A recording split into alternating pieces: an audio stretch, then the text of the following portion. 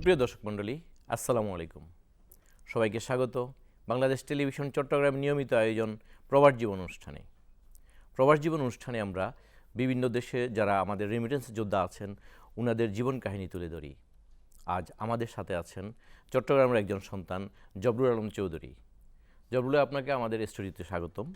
জবরুল আলম চৌধুরী দীর্ঘদিন দুবাই প্রবাসী হিসেবে আছেন। আজ আমরা তার জীবন কাহিনী শুনব। জবরুল ভাই, আপনি কিভাবে বিদেশ গিয়েছিলেন এবং কেন সেই সিদ্ধান্ত নেওয়া প্রয়োজন হয়েছিল? আমি পড়ালেখার মধ্যে থেকেই 2005 সালের শেষের দিকে বিদেশ চলে যাই পারিবারিক হাল ধরার কারণে। আমরা চার ভাইয়ের মধ্যে আমি সেজ 3 নাম্বার। আসলে পারিবারিক হাল ধরার কারণে আমি প্রথমে বিদেশ যাই 2005-এর লাস্টের দিকে, নভেম্বরের 23 তারিখ। যাওয়ার চ্যালেঞ্জগুলো, যাওয়ার সময় আপনি কি কি সমস্যা ফেস করেছিলেন?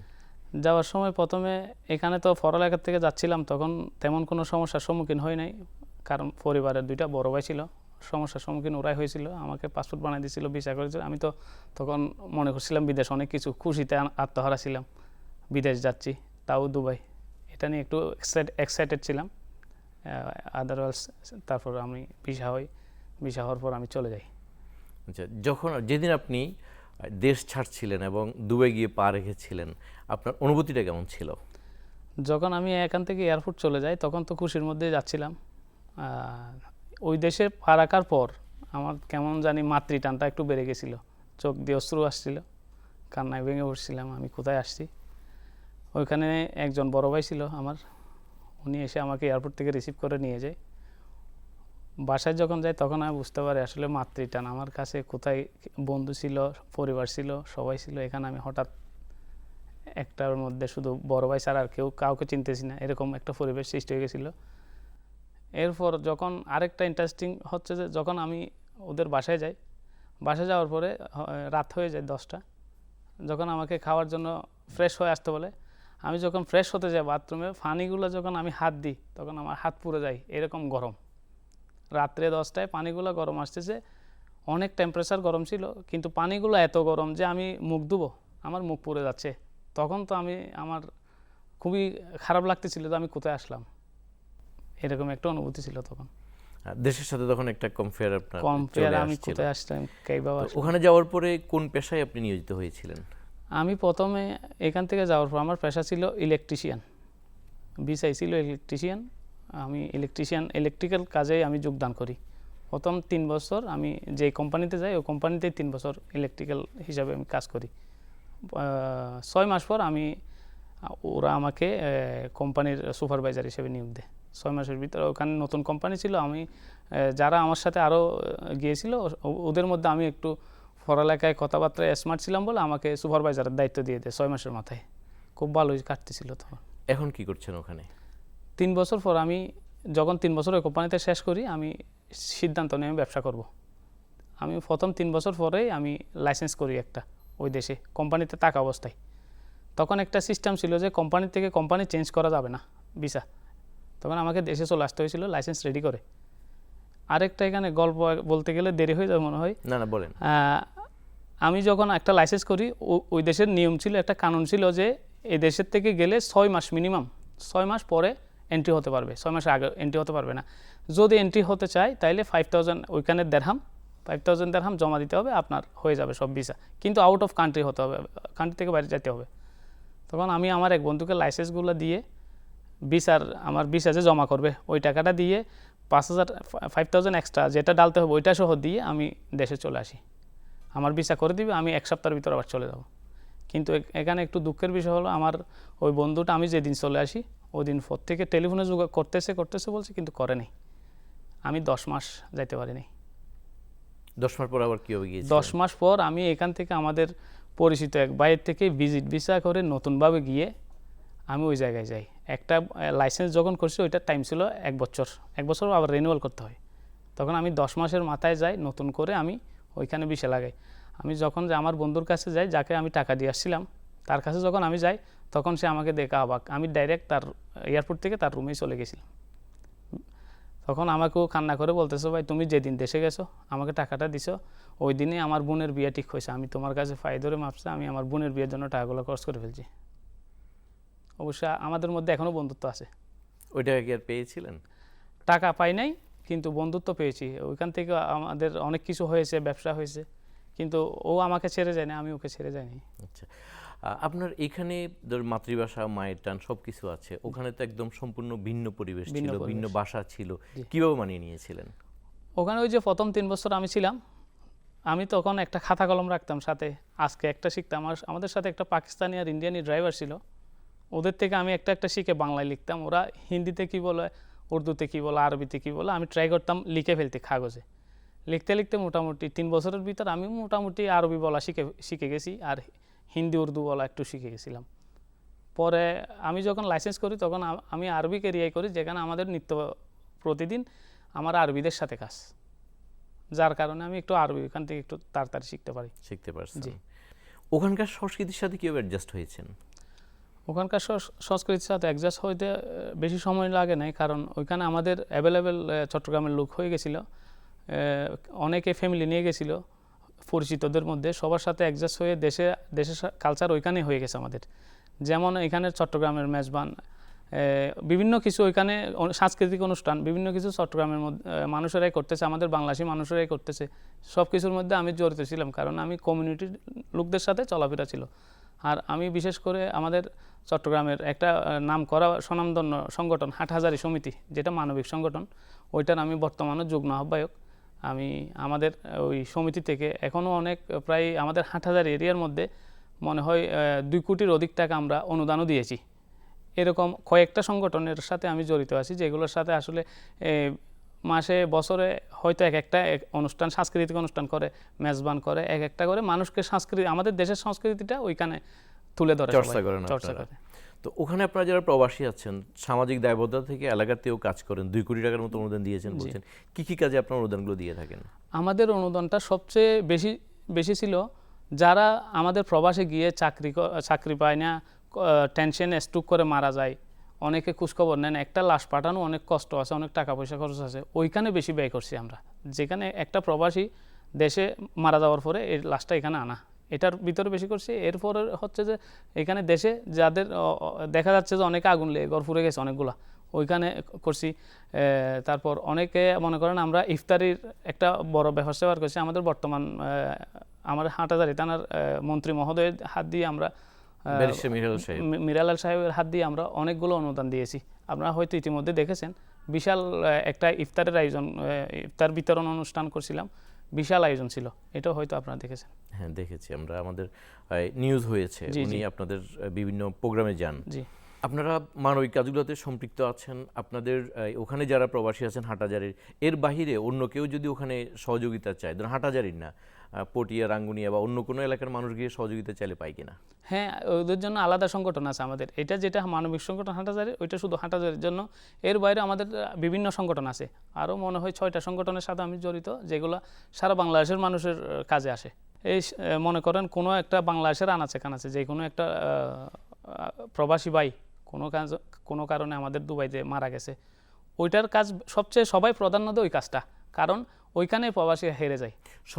সরকারের তো বিভিন্ন সরকারের উদ্যোগ একটা আছে, মনে করেন কাগজপত্র রেডি করে দিলে ওরা কিছু একটা অ্যামাউন্ট দেয়, কিন্তু সম্পূর্ণ দেওয়া তো ওদের কাছে সম্ভব না। একটা বড় অ্যামাউন্ট খরচ হয়, মেডিকেল সার্টিফিকেট নেওয়া, ক্লিয়ারেন্স নেওয়া, ডেথ সার্টিফিকেট নেওয়া, এরপরে আপনার পাসপোর্ট, ভিসাপত্র এগুলো ঠিক আছে কিনা, ক্যান্সেলেশন হয়েছে কিনা, অনেক কাজ আছে যেগুলো আমরা করার চেষ্টা করি। মানে ওই যে দূতাবাস পর্যন্ত পৌঁছানোর আগে অনেকগুলো কাজ, দূতাবাস পর্যন্ত পৌঁছানোর আগে অনেকগুলো কাজ আছে। দূতাবাস তো ওদের কাছে গেলে করে দেয়, ওর কাজটা নিয়ে যাইতে হয়, করতে হয়। অনেকে দেখা যাচ্ছে যে মনে করেন আমার একটা এলাকার ভাই মারা গেছে, ওরা কেউ থাকে না ওই দেশে, তখন ওই কাজটা করে দিবে কেউ না। মনে করেন দেশের থেকে যার পরিচিত আছে তাকে ফোন দিয়ে কান্নাকাটি করতেছে, কাজটা তো কেউ না কেউ করতে হবে। অনেকে আছে যে সংগঠন ছাড়া কেউ যায় না, এক জায়গা থেকে অন্য জায়গায় গেলে কিছু একটা খরচ আছে, ওইখানে মিনিমাম আমাদের দেশের মিনিমাম লোকেই তো চাকরি করে, ব্যবসা করে। এখন 40% মানুষ ব্যবসা করে, কিন্তু 60% মানুষ তো চাকরি করে। তো সবার তো সম্ভব নয় এখানে এগুলো নিয়ে সময় দেওয়া। আমাদের এখানে নিয়ম কানুন মেনটেন করে চলে, ডিউটি করতে হয়, নিজের খাবার নিজে রান্না করতে হয়, সব কিছু মিলিয়ে অনেকে সময় দিতে পারে, সবাই ব্যস্ত থাকে। এই কারণে সংগঠনের দিয়ে কাজ করলে কেউ না, সংগঠনের গ্রুপ আছে, গ্রুপে মেসেজ দিলে কে ফ্রি আছে ও যায়। মনে করেন 100 জন আছে, 100 জনের মধ্যে 5 জন ফ্রি থাকতেই পারে, সহজেই কাজটা হয়ে যায়। আচ্ছা, এখন কি বিষয় বন্ধ? এখন ভিসা বন্ধ অনেক 2012 সালের পর থেকে ভিসা বন্ধ ছিল, এখনও পর্যন্ত কিন্তু ভিসা খুলে নেই। মধ্যে যে ভিজিটগুলো খুলছিল ওই ভিজিটে যায় কিছু এক্সচেঞ্জ ভিসা, এখানে ট্রান্সফার ভিসা করছিল, কিন্তু নতুনভাবে ভিসা এখান থেকে একদম সরকারিভাবে খুলে নেই। আপনার আলটিমেট যে গোল, আপনি পরিবার নিয়ে ওখানেই চলে গেছেন, জি। পরিবারের লোকজন সেখানে আছে, ওখানে কতদিন থাকবেন বা এরপরে কোন পর্যায়ে দেশে ফিরবেন বা আদৌ ফিরবেন কিনা? ইনশাআল্লাহ অবশ্যই মাটির টান, দেশের টান, আমি অবশ্যই দেশে ফিরব এবং আমি মাসে 2 মাসে 3 মাসে একবার হলেও আসার চেষ্টা করি দেশে। ফ্যামিলি ওইখানে এই জন্য আনি না, এখানে বাচ্চারা লেখাপড়া করতেছে, স্কুলে আছে। ইনশাআল্লাহ সামনে আশা আছে একবারে চলে আসার জন্য। আমার সবসময় দেশের জন্য আলাদা একটা টান আছে, যে কারণে আমি ফ্যামিলি ওইখানে রেখে 1 সপ্তাহের জন্য হলেও দেশে আসি। আপনার পরিবার ওখানে নেয়ার আগে সময়টা কেমন কেটেছিল?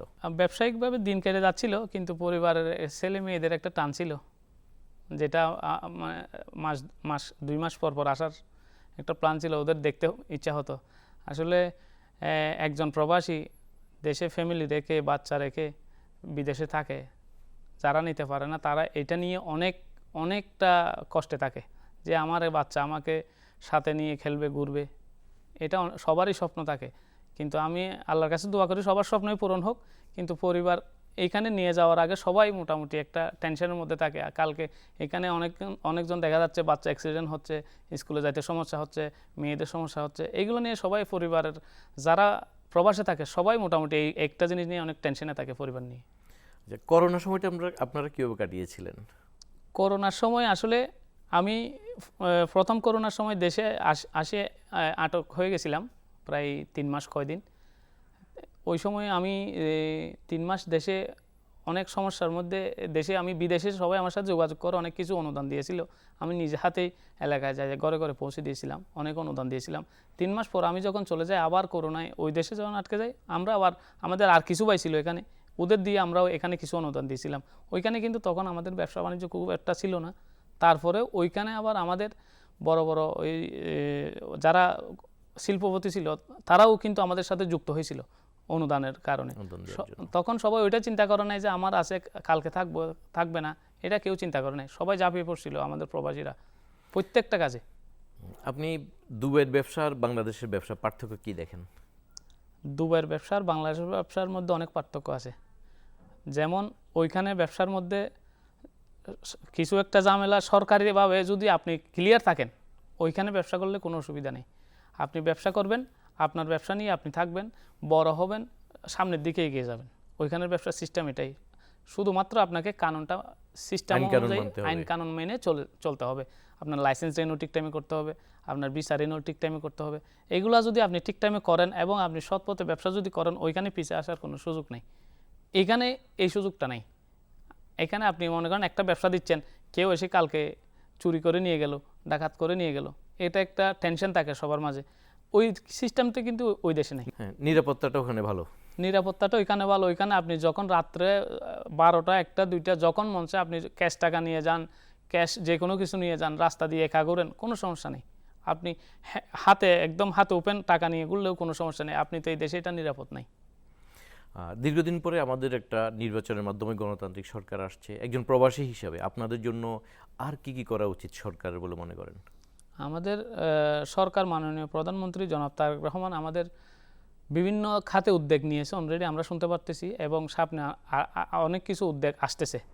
আমি মনে করি আমাদের বৈদেশিক মন্ত্রণালয় থেকে একটা উদ্যোগ নেওয়া দরকার। প্রত্যেকটা দেশে যে দেশে ভিসা বন্ধ, ওই জিনিসটা তদারকি করা দরকার জোরদারভাবে, ওই জিনিস ভিসা খুলে দেওয়ার জন্য। ওই জিনিসটা যদি কাজ করতে পারে, হাজারো প্রবাসী আমাদের এই সরকারকে সাধুবাদ জানাবে আশা করি। আপনি যখন দেশে ফিরবেন, সেখান থেকে একেবারে চলে আসবেন, তখন কি করবেন বলে ভেবেছেন? আসলে আমি যখন দেশে চলে আসব, যখনই চলে আসি, আমার চিন্তাধারা আছে কোনো একটা ছোটোখাটো ব্যবসা নিয়ে বসার। বাকি জীবনে ছেলে মেয়েদের সাথে নিয়ে থাকার ইচ্ছা আছে আমাদের দেশের বাড়িতেই।